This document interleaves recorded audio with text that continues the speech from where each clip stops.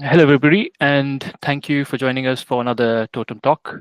I'm a new face, so my name is Gokul. I'm one of the ED trainees in Oxford Deanery, and some might in the region might call me obsessed with ultrasound. So I'm delighted to be here, actually.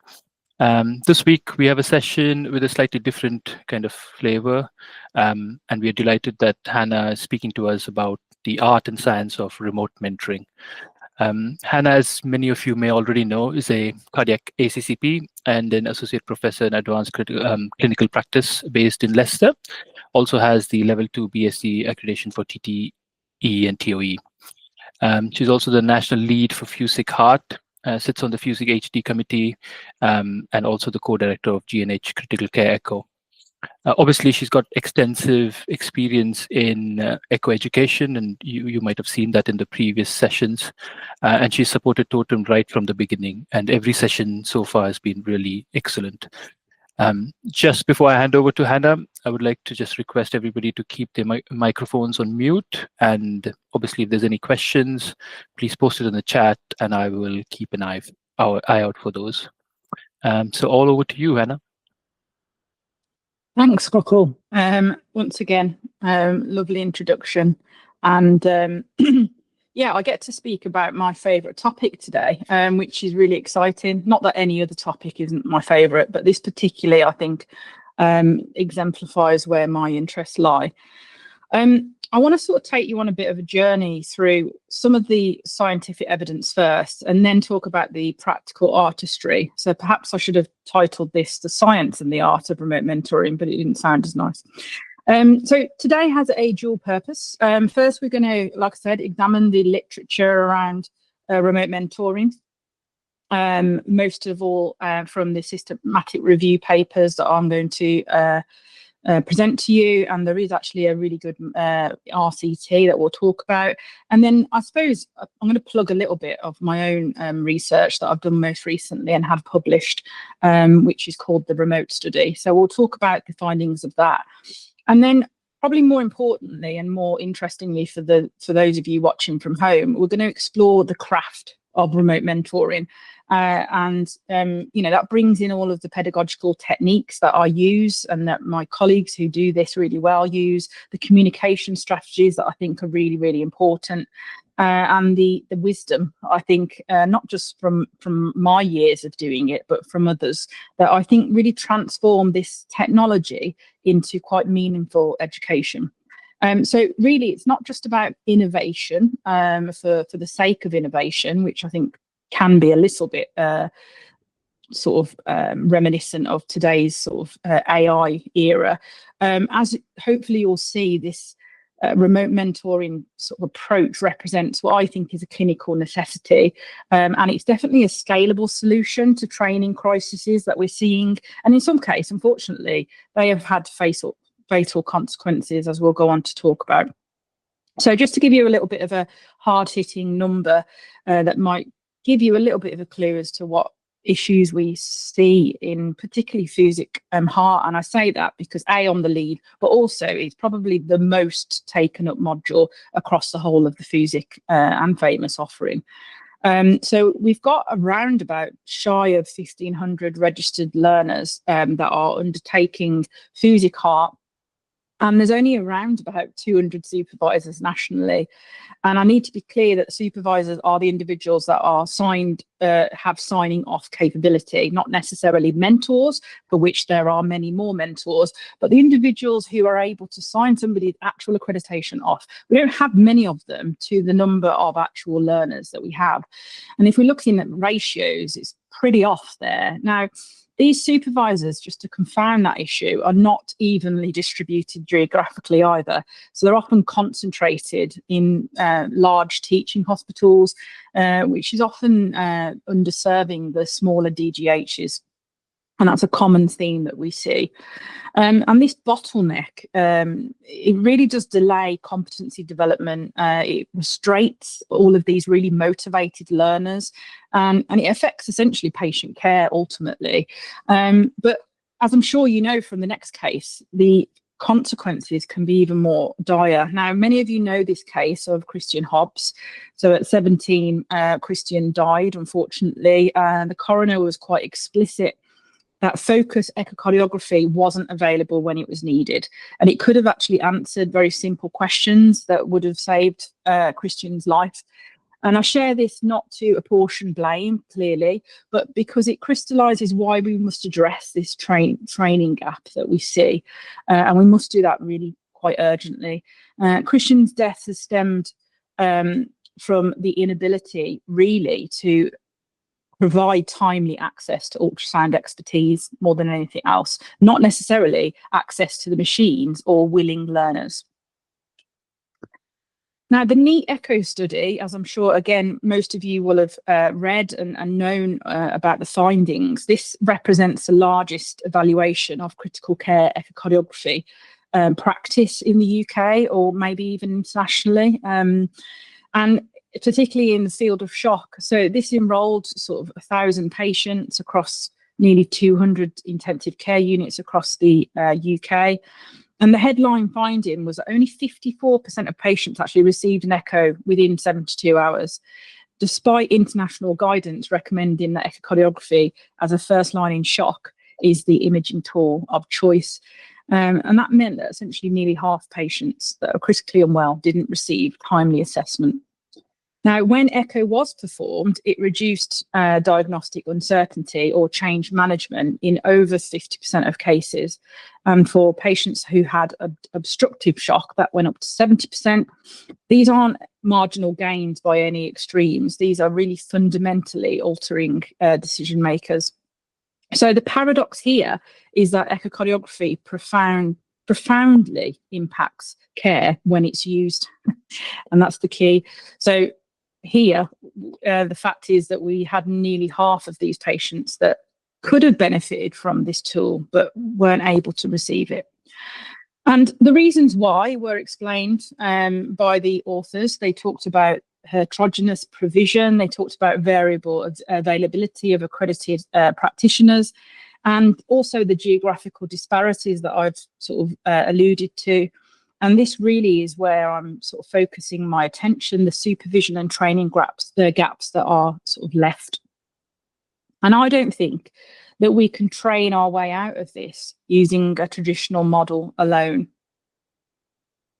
So before I go on to talk about my own research, because certainly it's not about my research, and there's far more sort of articulate research projects that have been done before I added to the pile, I want to establish the more broader evidence base. This isn't just about experimental work that's been conducted in isolation somewhere in an Antarctic station. This is, you know, this topic has been really researched for over a decade. And the sort of research coming out of it is quite remarkable. So I'd like to bring your attention to Salerno and colleagues who published 2 systematic reviews back in 2019 and then in 2020. The one in 2019 looked at more broad tele-ultrasound across point of care ultrasound, whereas the one in 2020 looks specifically around real-time tele-mentored echocardiography. Now, the 2019 review identified about 45 studies that demonstrated that actually it was feasible across a range of settings. I've talked about some of these sort of rural environments, military operations, EDs particularly, pre-hospital care and intensive care units. The prior review in 2020, which is probably, the latter review in 2020, that was more relevant, I think, to today's discussion, focused on a smaller portion of studies, around 15 in total. And I think what came out of these studies that more so than the previous systematic review was just how it demonstrated that novice sonographers coming from all types of different backgrounds with minimal ultrasound experience could actually obtain diagnostically acceptable cardiac images when remotely guided by experts. Now, these studies employed quite a diverse technological approach. So we had lots of telemedicine platforms that were more high-end, which we'll go on to talk about. And then some were really quite sort of commercially available video conferencing tools that we're all used to using, one of which we're on today. But all of them, irrespective of the technology, showed relatively consistent results. There were adequate image quality could be achieved through this modality. Expert guidance could be delivered effectively across distances. And most importantly, the clinical information that was obtained from these studies actually influenced patient management. And what's particularly relevant, I think, is that these weren't just feasibility studies saying, yes, we can do this. Several studies demonstrated that teleultrasound actually achieved diagnostic accuracies comparable to bedside ultrasound supervision. So the technology, in other words, didn't compromise the educational or the clinical outcomes. It enabled them in contexts where bedside expertise, face-to-face, wasn't quite available. Now, the systematic reviews we talked about, obviously they aggregate all of that existing evidence, but they don't overcome the limitations of some of the included studies. So what we really needed was evidence-based medicine. Sorry, something I can see. Oh, yeah. Evidence, core evidence base around randomized controlled trial data. And we do have it in this study by Jensen, who's a Danish anesthesiologist, sorry, and this study was taken from 2018. This is a single-blinded cluster randomized controlled trial, and it compared remote supervision via teleultrasound to traditional bedside supervision for focused cardiac ultrasound. This wasn't really a small pilot study at all. They enrolled lots of anesthesiology trainees and compared image quality scores between the two modalities. And the primary outcome was quite simple and clinically meaningful. So basically, could telementored trainees achieve image quality equivalent to those that were supervised at the bedside, which is obviously the traditional technique? And the answer, based on quite a lot of rigorous statistical analysis, was yes. There was no significant difference in image quality scores between the two groups. Remote supervision achieved non-inferiority to the gold standard of bedside ultrasound. And I think what we have to think about here is we're talking about remote mentoring being good enough. We're not talking about, sorry, being just good enough or just reaching that acceptable standard. We're talking about it achieving educational equivalence to the outcomes that you would see of someone being supervised at the bedside. And this single study, although it's on its own, it provides pretty good level 1 evidence that remote mentoring works. And of course, a Danish trial in anaesthesia doesn't directly address the question of whether or not this approach is feasible and effective in the UK with our specific sort of cultures, training pathways, specific equipment requirements. And that's why my colleagues and I conducted the remote study. So the remote study, standing for Remote Education, Augmented Communication, Training and Supervision, a bit long-winded, in echocardiography, was now designed to answer several questions, and they're all interrelated. So the first one is real-time remote mentoring technically feasible in a busy UK intensive care? Second, can it support the acquisition of diagnostically acceptable echocardiographic images? And third, most importantly, is it educationally effective from the perspective of both the learners and the mentors? So just very quickly, we employed a mixed methods design, which was actually new for me, and I'm quite glad I did, because I like qualitative research now as a result. So as I alluded to, it sort of combined our quantitative assessment of technical performances, image quality, with a really good qualitative exploration of our participants' experiences. And this wasn't just about demonstrating that remote mentoring could work, because we've seen that through the masses of studies. We wanted to understand how it works, what makes it effective, what challenges need addressing for that successful implementation. Now, the study was conducted in, it's not really a small ITU, actually, it's quite a large ITU, certainly what last time I checked, it's about 33, 35 beds. Glenfield Hospital in Leicester, it's a tertiary cardiothoracic centre. It's very busy. lots of complex, acutely unwell patients. We had a small sample, but this was obviously phase 1 of what will be hopefully a multi-centered trial. And we're looking at sort of 15 practitioners, 12 of which were novice, as in they've never ever looked into ultrasound training before. 3 were newly accredited, and this was something that we felt represented a standard sample from what you'd expect on a normal ITU. But we also thought this might give us some additional experience and information about what the differences between the 2 groups were, even though obviously they're not equally matched in number. We used a platform called REACS, which is built into the Philips Lumify device. And essentially that enabled real-time audio-visual communication whilst simultaneous ultrasound transmission is being sent through to the mentor. The handheld device, as I alluded to, Philips Lumify, I really like this device. It's quite portable, although slightly bigger than most other machines out on the market. But the image quality is pretty good. And if you look at some of the battle of the handheld outcomes, I think the Lumify has come out quite high, next to, of course, GE's V-Scan. Now, the mentors were all experienced echocardiographers, and that encompasses people that work within the intensive care environment. I'm not just referring to cardiac sonographers. And they were guided by remote supervision at the bedside through a focused heart scan. Every session was evaluated using a validated teaching assessment tool. Every image was independently then scored by a blinded reviewer who had BSc level 2 transthoracic accreditation. And then we did targeted one-to-one and group interviews with the participants to look for their lived experience of remote mentoring. And this comprehensive approach we felt was important because it triangulated our findings across those multiple sources.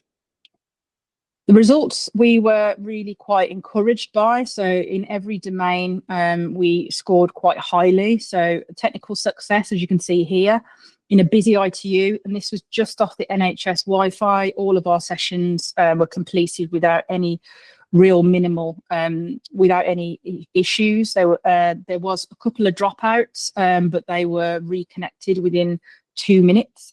Image quality, diagnostic accuracy scores were really quite high, as you can see here, and the teaching effectiveness scores were high across all 9 domains. And what I quite liked is some of the qualitative themes that came out of that data there, and I sort of use these a lot in the article that we wrote. Some of the individuals talked about the traditional bedside teaching comparison between remote mentoring, feeling more personalised, which I found quite odd, less pressured, more one-to-one. One practitioner said, "I didn't feel the process was any lesser than my experience of mentoring at the bedside," and to a fact, they said that they felt it was more personalized and one-to-one. And I felt that was slightly counterintuitive to my experience, but how can remote mentoring feel more personalized without being physical present? And hopefully when we go through the actual art of remote mentoring, you'll get to see why this is the case. So we've established where the remote mentoring science lies. The evidence how to do it well is now what we're going to go on to talk about. How do we communicate probe positioning through words alone, which we all know can be quite difficult even with the person in front of us? How do we build that rapport that we have with our trainees and colleagues without the physical presence? And how do we know when to intervene or to allow for that little time to kind of digest the instructions that we're given? And those questions move us on from the science to the art of remote mentoring. So modalities wise, remote mentoring, I think, comprises 3 distinct modalities, each with its own level of artistry, technical requirements and use cases. So The synchronous or the real-time mentoring, which was a focus of the study that I was just describing, this is live audio visual, which is all of your audio that's coming across the instruction. You potentially have some visual with a secondary camera that can potentially see psychomotor skills in action. And also you've got the live transmission of the ultrasound image. And that's what essentially the mentor is able to see what the learner sees in real time. Then you've got asynchronous mentoring, which is a sort of store and forward approach. Learners are acquiring the scans independently. They're uploading the images to a cloud-based system, and then they're receiving detailed feedback either through a written format or through a verbal format in a one-to-one meeting. And then we have AI-assisted mentoring, which is kind of the newest addition. And I think it provides that sort of preliminary guidance, whilst the human mentor can actually focus on the clinical reasoning aspects of the scan. And I think the important thing to say is here, none of these are competing modalities. I think they're complementary to each other. And if you deploy them strategically based on the learner's needs, I think they're quite powerful. So we'll talk about each of these with a few examples. Now, the real-time option is obviously quite technically demanding. It requires simultaneous management of technology, communication, and the pedagogy side of things. You may be limited by the kit that you have available, but the science involves the robust telemedicine platforms that we've sort of talked about in the science part of it, and they're capable of transmitting really quite high frame rate images with, in my estimation, from my experience, really quite minimal latency, which is obviously important for us to be able to make that assessment. Now, platforms like React, which is built into the Lumify, or GE's My Remote Share, they both provide these integrated solutions. And where the artistry lies with these devices, because the technology only takes you part of the way, is in your verbal communication during those activities. So when a bedside learner is next to you, you can gesture, you can point, you can physically guide the probe, although I never do that because I hate it. Whereas, remote mentoring strips away that from you. So you only really have your voice to guide someone through what is a really quite three-dimensional physical task. So let me just give you a couple of very simple, concrete examples of what I mean by verbal precision. So you cannot say, move the probe a little bit that way, okay? Because that's not going to help anybody that's not able to see or understand what you mean. So you must be very particular about your instruction. Slide the probe 2 centimeters caudally along the parasternal line and maintain the same angle, for example. That's a level of alteration that you need to make to your language, which might differ somewhat to the way in which you speak to somebody at the bedside, where your gestures might fill in those blanks. And for example, you can't say rotate slightly, which I say all the time to someone that I'm doing at the bedside.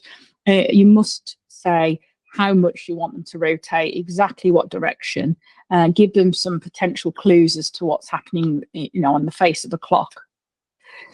And really what this means is that you need to have really quite sort of high anatomical clarity yourself. You need to have good pedagogical judgment. How much guidance do you need to actually sufficiently provide this person on the end of that call? When do you allow them time to just productively struggle for a bit, which I think is really important? How do you know, without those sort of visual clues, when your learner is genuinely stuck? And that's really important to understand. Active listening becomes paramount here. So you're reading hesitation in your colleague's voice, which is why it's important to ask them to talk out loud as they're scanning. You're trying to infer some confusion potentially from the silence, detect frustration from potentially breathing patterns, and you're building that educational rapport through your good, soft, comfortable pacing and word choice alone. And these are things that you might not even have considered that you need to do. And I certainly didn't consider it either when I first started doing remote mentoring, but this has come from quite a long amount of years having to pick up on these very subtle clues.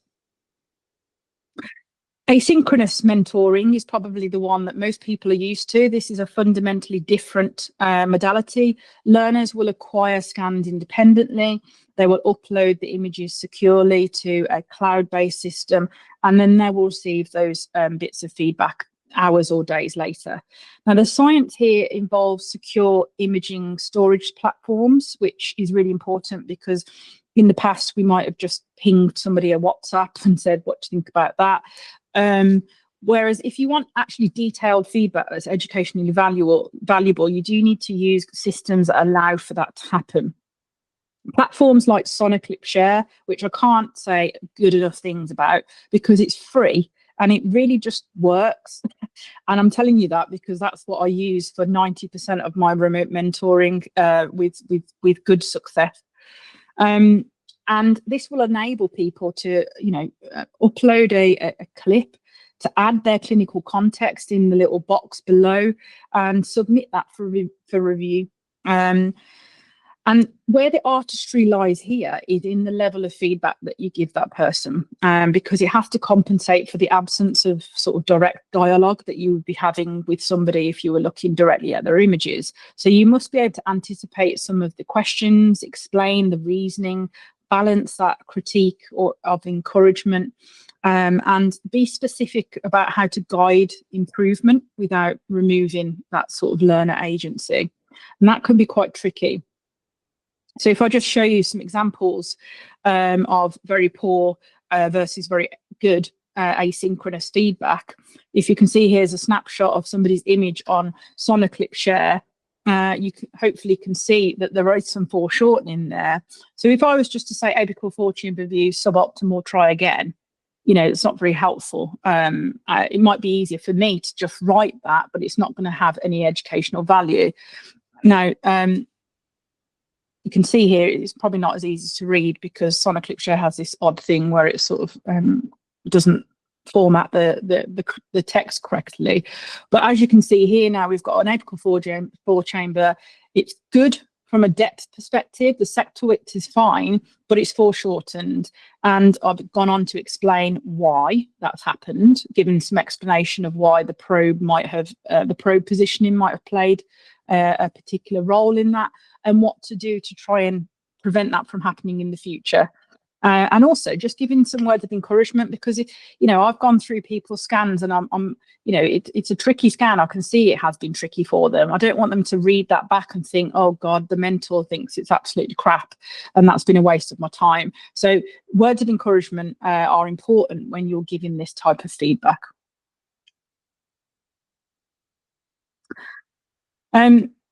And really, the principles are that poor feedback identifies the problem, but it doesn't really go on to talk about the guidance. And, I don't think I need to tell you guys how to give good guidance, because we do it all the time in the setting of our jobs. But it's even more important to be deliberate about these techniques when you're giving feedback asynchronously. So moving on to the sort of more I guess the new sexy way of looking at ultrasound is the AI assisted, and how that then interfaces with your mentoring.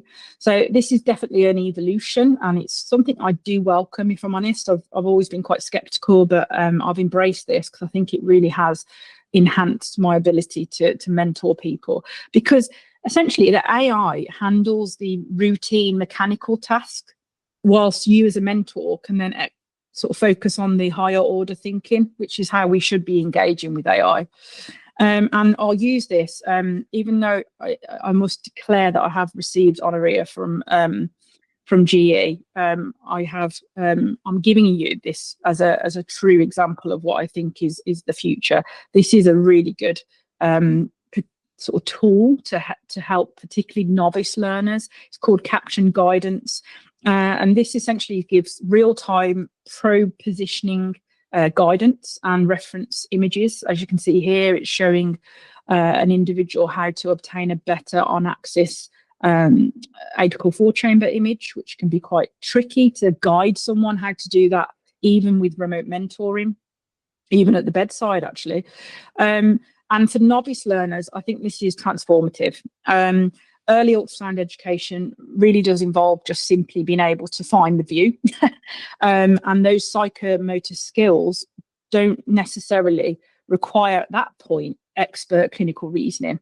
It's all about just finding your view and being happy with obtaining that again and again and again. And I think these mechanical competencies in the early phase as a novice learner can be effectively managed by AI. And when AI does that, and it does it really, really well, it leaves you the time to focus entirely on the interpretation. And here you can see an example of what I might suggest when the image has been obtained. Now, let's now talk about the MV function. What do you think? Put some colour on. And that's the sort of level of interaction with AI that I think is really healthy. And that's the artistry that I refer to when I talk about AI-assisted mentoring. And the key principle here really is that it should scaffold, not supplant the competence here. So I talked about a strategy earlier and thinking strategically about how you might want to integrate remote mentoring into your practice. So for novice learners, and I appreciate I have the tools available to do this, and it may not be that you do. So this will wholly dependent on your ability to have the actual kit at hand. But for novice learners, I do initially try and use a real-time mentoring technique with some of those tools that I've talked about. You can give that immediate feedback. You can correct bad habits before they start getting ingrained. And it builds the confidence, particularly if you use it with the AI-assisted tools that I've referred to. And for the more complex cases, I also use real-time mentoring. So somebody is actually not needing the skills on how to acquire images. They want the expert second opinion on a complex pathology. So I think I use those real-time tools at either end of the spectrum. For the sort of majority of my remote mentoring, it's about the logbook building and the portfolio review.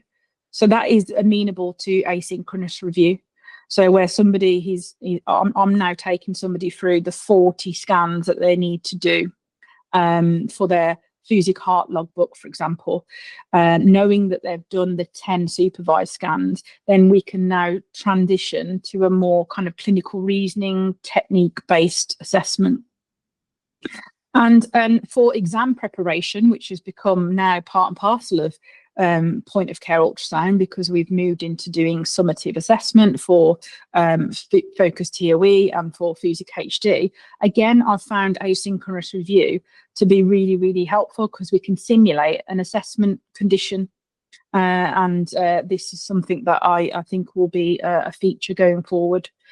And the overarching principle here is that it's all about developmental kind of appropriateness, but also what kit you have available. So what somebody might have found really helpful at month 1 will differ from month 6, and then will differ again from month 11.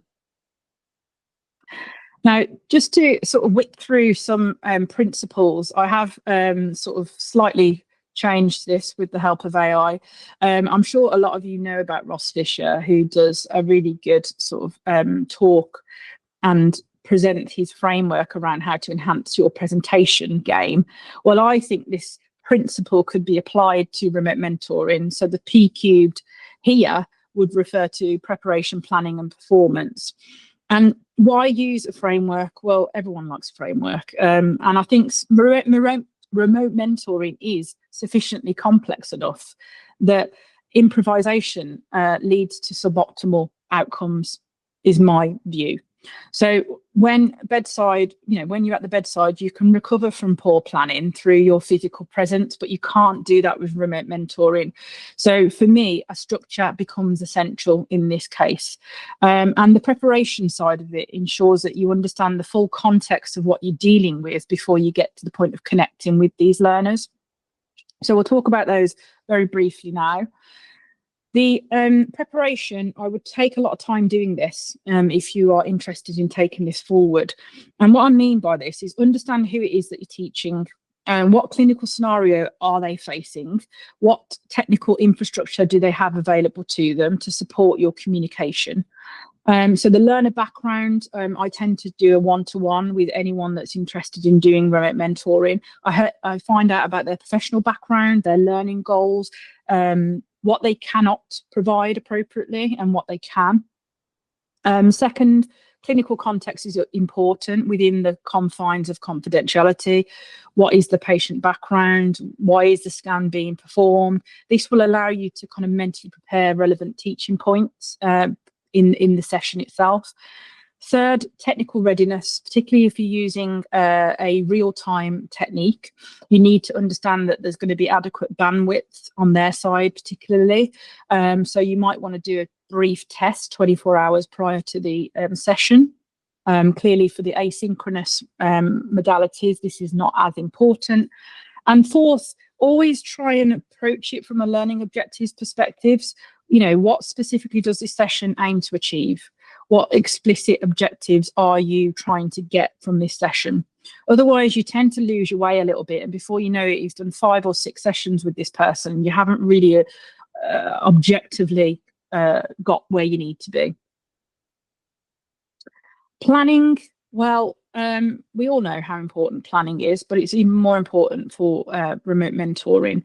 So for FUSIC Heart, you know, you've got a structured process ahead, you know, already, haven't you? And that's the same for any other accreditation. But you are essentially wanting to ensure that you're clear on what scanning sequence the person is going to obtain, and this ensures that you start off on the right track. Second, you need to think about learning language patterns, and terminology. So what you might say is normal in terms of your sort of language. I tend to say, for example, tail up, tail down when I'm asking someone to tilt. They might not know that, so you need to make that clear at the very beginning. I tend to use very precise anatomical terms and directional clues. And I make that very clear almost in an FAQ at the beginning of our remote mentoring journey, so that we've got a shared understanding of what language. Also feedback frameworks. Again, not teaching you to suck eggs. You're all experienced clinicians and you know how to give good feedback, but it's helpful for you to essentially decide on a feedback so that all of your feedback is consistent amongst all of your remote mentees. And I think that's something that I would certainly suggest, for me, was the biggest evolution. I used to give so much feedback, and then really I realised that actually you can give less feedback but make it more impactful. And I guess time management comes into it. We're all busy healthcare professionals. We need to make this work for us and them. So I typically would use a sort of 30-minute session to do a remote mentoring session, whether that be asynchronous or synchronous. In some cases, I'll extend that to an hour, dependent on need. And that allows you some time to do the connection setup if you're doing real time, but it gives you the majority of time to focus on the scan itself. And then you need a contingency plan. So if you're doing real time remote mentoring, what about if the connection fails? What about if the image quality starts to degrade? What about if the patient starts to deteriorate in the middle of the scan? What are you going to do to prevent that session from derailing entirely? And then finally, performance, which is really where all of that preparation and planning that you've put in comes into fruition as an actual valuable teaching experience. And this is where I think this artistry that I keep referring to becomes most apparent. So your voice modulation becomes your primary teaching tool. So your voice must convey encouragement. You must be able to convey your concern as well, and correction must be delivered with enthusiasm. And if a learner is doing well, positive reinforcement. If they're struggling, gentle encouragement. And again, when correction is needed, you just need to establish some calm authority, again, not to derail the session. And I've learned over the years to use silence quite strategically. So if I ask a question, I'll always pause and wait, because there will be a slight kind of moment where there has to be a delay for people to digest what it is that you're asking of them. There may also be some latency, that is unfortunately unavoidable in some settings. So give some silence, some time, and allow for that to kind of come across. Also be really focused around your pacing. It's crucial. So when you're guiding probe manipulation, you need to pace your instructions to match their particular actions. So, do your instruction, pause for that execution to take place, verify whether or not that's actually occurred, they're happy, and then you will move on. Don't give too many instructions all at once. And all of that hopefully will allow you to build a really good rapport with intentionality. I use learners' names because I spend almost exclusively a year with my remote mentees. So I develop a good relationship with them. And that's important for you to do. I acknowledge that, difficulty explicitly that they might be having. If I think their image quality is because of the patient's habitus or whatever, I will express that to them so they don't feel like they're, doing a bad job. And I also use my clinical experience and my personal experience of echo to help them sort of overcome some of those difficulties. So let's just finish off now with just looking about some of the implementation challenges and the future. I think we need to be realistic about the implementation because we talk about all these things being really easy, but they're not. I certainly drew out a lot of those themes in my study. We need to acknowledge some of the barriers, and that's the first step, I believe, in overcoming these issues. So connectivity, we talked about it. Wi-Fi can fail, bandwidth can definitely be inadequate, and videos can freeze. So the solution really is to look at dedicated internet connections for telemedicine. This is obviously blue sky thinking, but it can be possible for that to happen within an NHS environment. And then obviously you've got your backup cellular data systems. Most phones now run off 5G. So unless you're in a lead line box, which I know some hospitals are, you can potentially run a successful session off 5G. And I've done it multiple times. And you also need those contingency protocols that we've talked about. Now, secondly, there's going to be accessibility to the equipment that I've talked about today. Some of it is very expensive. Now, not all ultrasound machines, as we know, have the integrated telemedicine capabilities. Not all trusts have approved video conferencing platforms. So the solution here is to ensure that you've got standardized protocols that use widely available technology.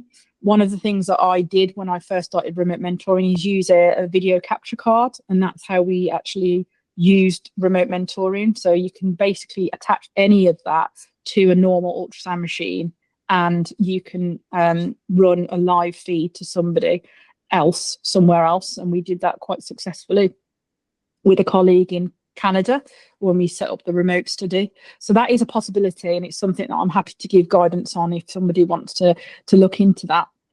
But also just try and understand what is possible for you from a cost perspective, because obviously these do come up with costs. Scheduling is really important.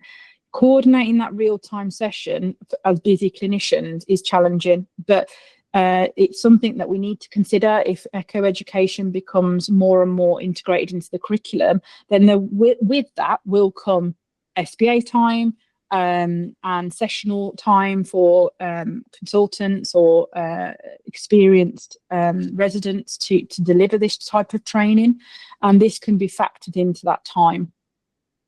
There's also the cultural resistance. There's always going to be lots of people that are fearful of information going across the radio waves. And I think it's really important to just be clear about the fact that any of the systems that we have available to us are all compliant with end-to-end encryption. And that's something that you probably do need to educate people on, because that often is the reason why people are concerned. And one important thing to think about here is that you may be the best bedside educator of ultrasound that ever walked the earth, but that doesn't automatically make you an excellent remote mentor.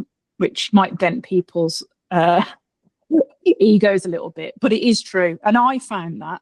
So I'm only talking from experience. I thought, well, how can this be any different? And it really is different. And I think essentially what that means is, how do we ensure that those skills are taught and just not assumed? Okay. And this is where my current focus lies, from a research perspective. How do we systematically develop remote mentoring expertise? What competencies do remote mentors need? How do we assess the quality of that education? And how do we ultimately scale that training? I think, well, I know we need sort of internationally, but certainly nationally, wide development programs that teach this verbal instruction techniques that I've talked about today, how we can technically, how we can troubleshoot that technology that we've spoken about, how we can give really good asynchronous feedback, both in verbal form, but also in written form, and also how we can approach this from a pedagogical point of view. Ultimately, we need that to be a really good sort of quality assured process in order for this to scale and for it to be valuable. So I guess what I'm asking you to do before you go off tonight and have your dinners is just as a little ode to supervisors, to people that have just joined the call because they're interested, but they're not currently involved in echo education. And for the educators that I know are all sitting in front of me. For supervisors, I think we need to think about developing in remote mentoring competence, and attend some training. It's not necessarily available, to be honest with you. I'm very happy to make it available and to make it freely available as well. But we need to practice this verbal only instruction. We need to learn that asynchronous feedback. For the institutions, we do need to consider how the infrastructure is set up. You know, the NHS 10-year plan talks about AI quite heavily, and this, I believe, is part and parcel of that. Telemedicine is a really important factor in the way that we're going to be monitoring our patients. And for, I guess, you guys on the call, and hopefully for those of you going to watch this back, how do we integrate this into the curriculum? I mean, in some sort of specialities, it's not even in the actual curriculum as a bedside skill yet. But how do we think about looking at this as a next step level to integrating our focused echo education and other forms of ultrasound? And we must recognise that this remote mentoring excellence requires skill development. And these are definitely learnable skills that require dedicated attention. In terms of the future, well, I really am excited, if I'm honest, and I'm certainly not somebody that will just jump at the chance of some gadget appearing on the ITU. I am quite a skeptic when it comes to tools, but the sort of Microsoft offerings like and Google, like these HoloLens kits, I think they're really awesome. You know, having something that's augmented as well as actually doing the skill at the bedside, I think is pretty next level. We see these things actually already in practice. Certainly in the medical school that I work in, we have lots of these VR tools. But if you can imagine using some augmented reality glasses that will show you exactly where the mitral valve should be as you scan, I think that's really valuable potentially in the future. We've also got these haptic feedback devices from companies like Ultraleap, and these provide tactile guidance for probe positioning. So you feel that resistance or vibration when the probe angle is correct. So it's a step on from just giving you a visual green and red clue as to whether or not your probe is in the right place. Actually gives you actual vibration, tactile feedback, which I think is really exciting. And then we've obviously got the 5G networks that will allow us to use these sort of tools on an ultra low latency communication network, which I think makes all of this more exciting. And I think, you know, my particular interest at the moment is about advanced machine learning, which I think we haven't dabbled too much into with POCUS as much as it could be. And I think that's what will take this to the next level. So how do we adapt to the individual learning patterns rather than just the sample that we've put in? Most people will scan like this. How do we individualize that? How do we provide personalized guidance that will individualize competency development? And I think AI will hopefully start to then recognize persistent errors and target teaching specifically to address those. So we start this talk really with a bit of a crisis. We talked about a training bottleneck. We talked about the fatal consequences around the Christian Hobbs case. And hopefully now we're ending with a sort of bit more of a solution. This proven technology that we've talked about today and the methodologies that go alongside it do, I believe, bridge that gap in maintaining what we hope to be safe ultrasound practice. But I think the science only takes it some way, and as I've talked about, the art is something we need to focus on to allow us to use that technology properly. And just as this skilled conductor shapes an orchestra without even touching an instrument, an expert mentor can guide an ultrasound scan without actually being physically present. And this is where the artistry certainly meets the science. And the outcome is the same: competent clinicians who can use ultrasound effectively to deliver good critical care. Thanks for your attention. I think this is the first time that I've finished on time. And I'm happy to take any questions that you might have, or you can go away and digest what we've spoken about, and we can come and talk about it at a different point.